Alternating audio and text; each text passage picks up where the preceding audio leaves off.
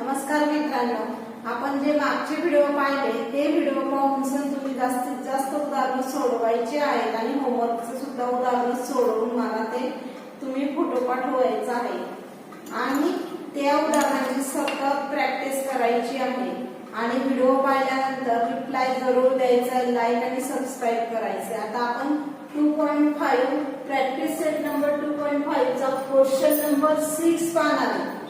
बघा, if alpha and beta are the roots of the quadratic equation, ही काय alpha beta ही quadratic equation ची मुळे, तर तुम्हाला इक्वेशन दिले y² - 2y - 7 = 0, find the value of. हे तुम्हाला गिवन quadratic equation दिले, यांच्या व्हॅल्यू फाइंड करायचं आहे। पहिलं दिले त्याच्यात α² + β² आणि दुसरं दिले α³ + β², हे तुम्हाला दिलेले। आता बघा, दिलेलं इक्वेशन काय, गिवन इक्वेशन काय तुमचं, ते गिवन इक्वेशन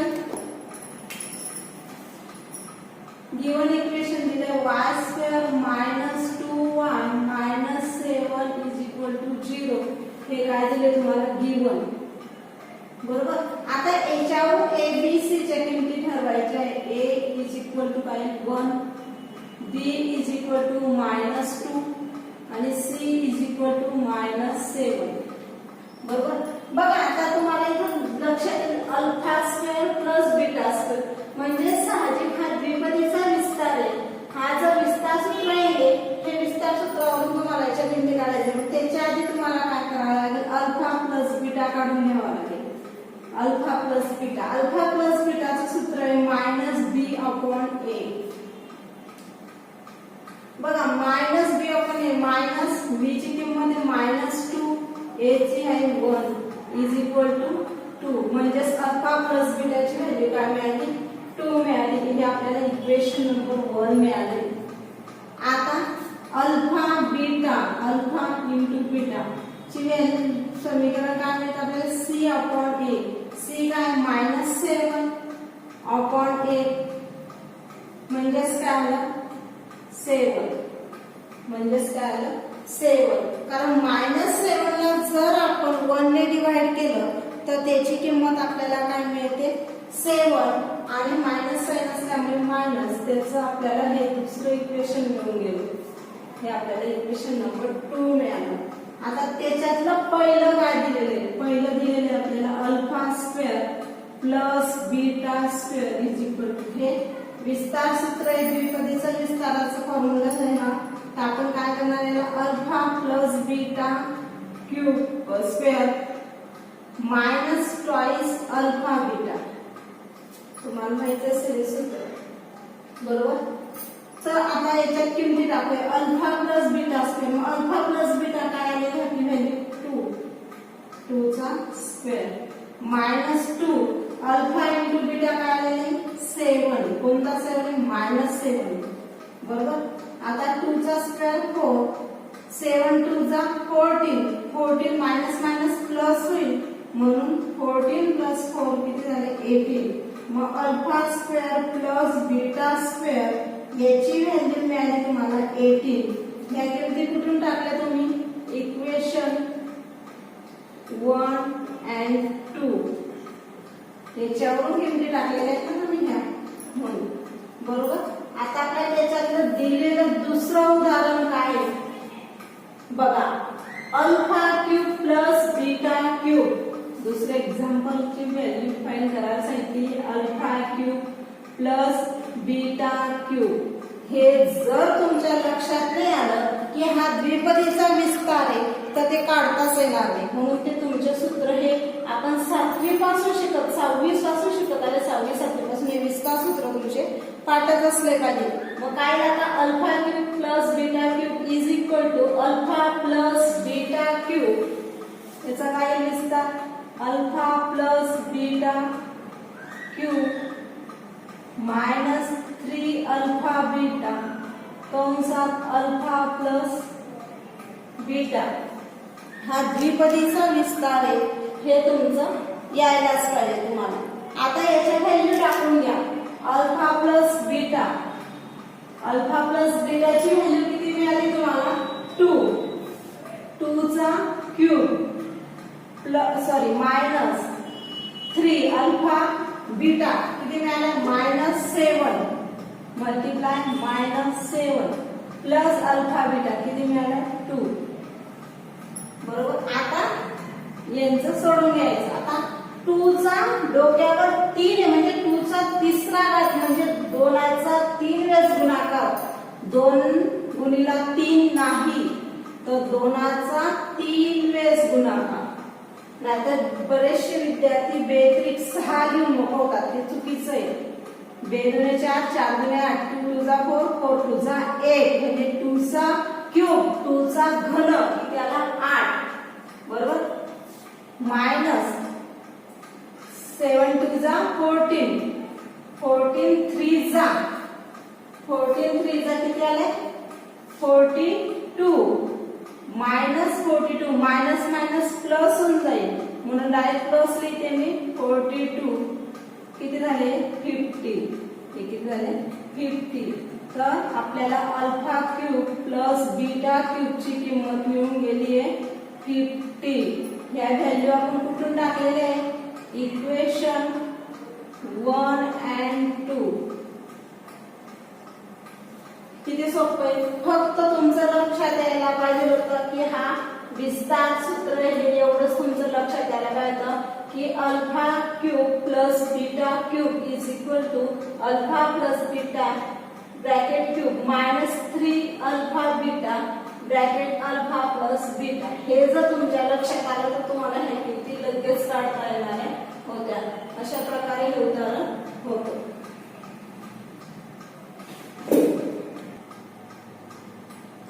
बघा आता question number 7. Find the value of k if the roots of the following quadratic equation are real and equal. बघा जर quadratic equation ची व्हॅल्यू 0 येईल तर ते रिअल आणि इक्वल म्हणजे वास्तव आणि समान असतील.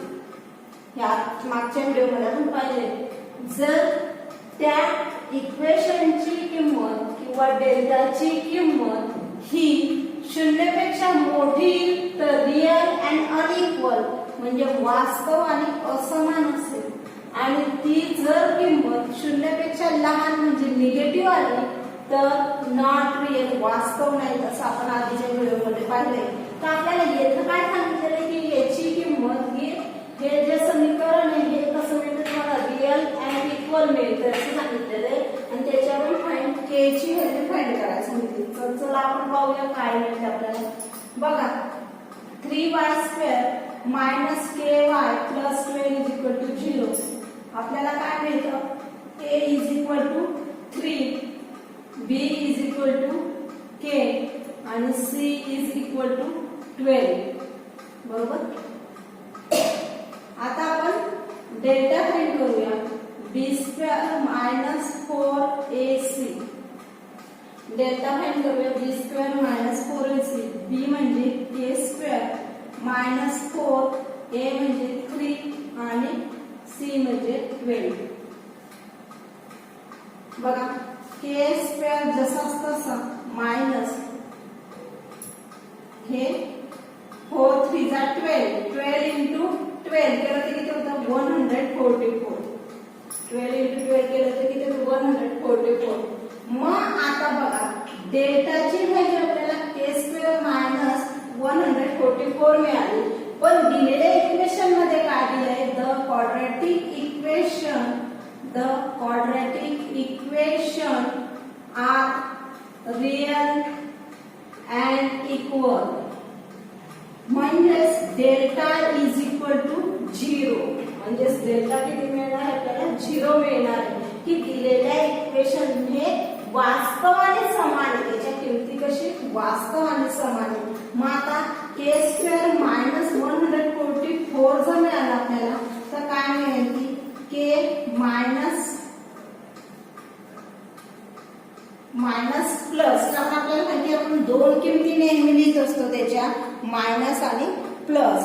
तर एक वेळेस प्लस लिहू आपण k इज +12 आणि k -12 इज इक्वल टू 0 म्हणजेच k plus 12 is equal to 0 और k minus 12 is equal to 0. हा प्लस 12 तिकडे येताना काय होईल minus 12 and k is equal to plus 12. म्हणजेच आपल्याला k च्या दोन किमती मिळतील, एक प्लस 12 अँड और दुसरी काय मिळेल एक मायनस 12. तर the value of k is, म्हणून the value of k is plus 12 and minus 12. म्हणून k ची किंमत बरोबर किती झाली आपली 12 आणि वजा 12 अशी दोन किमती आपल्याला मिळालेल्या आहेत. बघा आता याच्यातलं दुसरं एक्झाम्पल दिलंय kx bracket x minus 2 plus 6 is equal to 0. इथे k ची व्हॅल्यू फाइंड करायची आहे. तर आता आपल्याला कंसाच्या बाहेर kx जर दिले ते कंसातल्या पदाला आपण गुणून घेऊया त्याच्याने आधी. तर गुणल्यानंतर आपल्याला जे स्टँडर्ड इक्वेशन मिळून जाईल त्याच्यावरून आपण abc च्या व्हॅल्यू फाइंड करून घेऊया. बघा या k ने जर मल्टिप्लाय केलं तर kx² minus twice kx plus 6 is equal to 0. हे काय मिळेल आपल्याला स्टँडर्ड इक्वेशन. शॉर्टकट लिहिते स्टँडर्ड इक्वेशन, बरोबर. तर आपल्याला याच्यावरून आता a b c च्या किमती मिळून जातील. a काय मिळाला k. a काय मिळाला k. b minus 2k and c is equal to 6. आपल्याला ह्या abc च्या किमती मिळून गेल्या आहेत. आता त्याच्यावरून डेल्टा फाइंड करून घेऊया आपण. डेल्टा इज इक्वल टू काही समीकरण आतापर्यंत पाठवून जायला पाहिजे b² मायनस 4ac. b ची किंमत काय मायनस 2k ब्रॅकेट स्क्वेअर, बरोबर. 4 जसं असतं 1 काय a काय k आणि c 6. बघा 2 चा स्क्वेअर काय 4 मायनस मायनस प्लस होऊन जाईल 4k² 6 4 जा 24k 6 4 जा 24k. आपल्याला हे मिळेल. आता याच्यात काहीतरी कॉमन निघेल. बघा लक्ष द्या काय कॉमन निघेल. कॉमन करताना कसा काढायचा, पहिला जो अंक असतो त्या अंकाच्या पाड्यात किंवा टेबल मध्ये तो अंक दुसरा अंक यायला पाहिजे आणि नंतरचा त्याचा जो सगळं तो पण साईडला आहे ते पाहून घ्यायचं. आता बघा 4 काढला मी कॉमन आणि k काढली. उरला किती इथला kच उरला, बरोबर. मग 4 च्या टेबल मध्ये 24 किती नंबरवर येतोय तो 6 नंबर येतोय. 4 6 जा 24 म्हणजे 4 × 24 असं होतं ना. 4 × 24.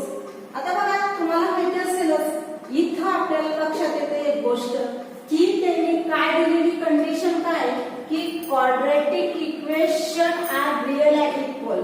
आपण ते आधी लिहून घेऊया म्हणजे तुमच्या लक्षात येईल काय the quadratic equation are real and equal. म्हणजेच डेल्टा किती सांगितलाय 0 सांगितलाय म्हणजेच डेल्टा काही 0 येईल. मग आपल्याला इथं जर आपण कॉमन काढला तर आपल्याला काय मिळणार आहे ते 4k उरला मायनस 6 इज इक्वल टू 0, बरोबर. आता बघा 4k इज इक्वल टू 0 एका कंसात k minus 6 is equal to 0. बघा k ची व्हॅल्यू काय मिळेल. हा 4 इकडे मल्टिप्लाय होऊन जाईल तर तो 0 होऊन जाईल म्हणजेच k इज इक्वल टू 0. बघा आपण 0 व्हॅल्यू ग्राह्य धरत नाही म्हणजे ही काय अग्राह्य आहे, अर्थहीन समीकरण आहे. याला काही किंमत नाही, बरोबर. k ची किंमत जी मिळेल ती आपल्याला अर्थहीन होऊन जाईल. म्हणजेच मग आपल्याला k इज इक्वल टू 6 म्हणजे k ची किंमत काय मिळेल आपल्याला 6 मिळेल. कारण आपण 0 ही व्हॅल्यू ती आपण काय लक्षात घेत नाही, अर्थहीन असते ही किंमत, अग्राह्य असते. 0 घेतल्यास ते समीकरणच तयार होणार नाही, बरोबर. कारण सगळ्या झिरो किंमत टाकली इथं तर 0 गुणिला x म्हणजे 0 मिळेल, हे पण 0 जाईल. आपल्याला ABC ची व्हॅल्यू मिळणारच नाही, फक्त C म्हणजे 6 मिळेल, बाकी काहीच मिळणार नाही. म्हणजे ही किंमत अग्राह्य आहे, ही किंमत ती आपण घेऊ शकत नाही. तर k ची व्हॅल्यू किती 6. मग k इज इक्वल टू 6. तर ही किंमत आपण त्याची ग्राह्य धरणार आहे. तुम्हाला समजलं असेल आता k ची व्हॅल्यू काय मिळाली आपल्याला 6. म्हणजेच काय, the value of k is the value of k is 6. बघा इथं आपलं 2.5 प्रॅक्टिस सेट पण संपलेला आहे. तुम्ही जास्तीत जास्त अभ्यास करा आणि हे उदाहरण सगळे सोडवा. आणि 2.6 जो प्रॅक्टिस सेट आहे तो वर्ड प्रॉब्लेमचा आहे, म्हणून तो आपण घेणार नाहीये. आता पुढचे जे व्हिडिओ असतील ते जॉमेट्री मी सुरू करणार आहे. आणि हे सगळं कंप्लीट केल्याशिवाय मला काही रिप्लाय मिळाला नाही तर त्या मुलांना मी बॅच मधून काढून टाकणार आहे.